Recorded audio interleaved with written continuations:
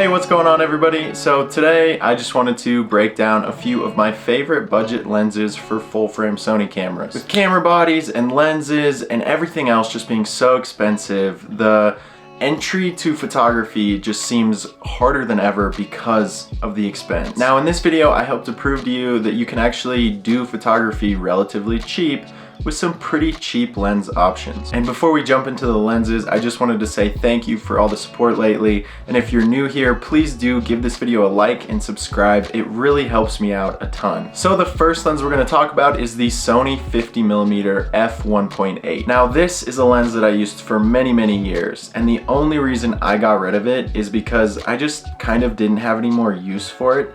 It kind of just collected dust on my shelf, and the only reason for that was because I just had some alternatives that I thought worked a little bit better, but they were a little bit more pricey. But when I was first starting out, this lens was such a huge and helpful addition to my camera bag. This lens is priced at about $250 brand new, but I know for a fact you can get it for cheaper on the used market because I actually sold mine for cheaper on the used market. But it's an extremely lightweight lens, and because it has a 1.8 aperture, it creates some really awesome looking photos. The bokeh just looks so nice, and it just creates such a cool effect with photos. Some of my favorite portraits and just photos of people have been taken on this lens. It's one that I just absolutely love, and that's why I had to talk about it first. The second budget lens is the 28-70. Now this is a kit lens for most Sony cameras. I know it comes with the a7 II. I'm pretty sure it comes with the a7 III as well.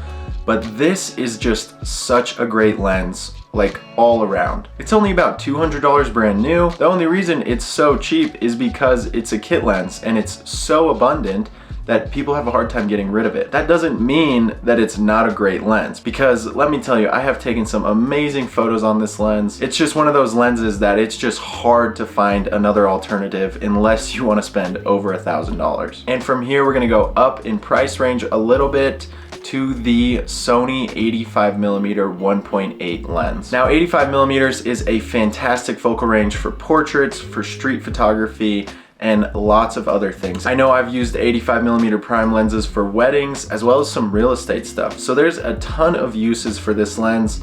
Again, the price range is a little bit higher, but I think that it is honestly worth it just to have this little addition to your camera bag. Just like the 50mm, this lens has great bokeh. It has a 1.8 aperture and it just looks fantastic. It's also weather sealed, so you don't have to worry about your camera getting wet if you're shooting in adverse conditions. The one big thing that I will say about this lens is it has no stabilization, so if you are doing video with this lens, make sure you're using steady shot, which is inside your camera, or in post-production you are stabilizing your videos. Now we're gonna go one more step up in price range, and this is the Tamron 28-75mm f2.8. The Tamron is about $800 brand new, but again, like all these other lenses, you can find it a lot cheaper if you go in the used market. The capabilities of this lens focus on a very wide focal range, which makes it useful for a lot of different types of photography. The focusing on this camera is virtually silent, so if you do videos, this is a great addition to your camera bag. It is an extremely durable and reliable lens that will not let you down. And finally, we have the Sony 24-240, which is a personal favorite lens of mine. Again, we're going to step one more step up in price range. This lens comes in at about $1,050 brand new. But again, please search the used market. There are so many great deals out there if you just look in the used market. I personally found this lens for $500 used in great condition, and I used it for 3 years just fine. So there are deals out there. Search eBay, search Amazon used.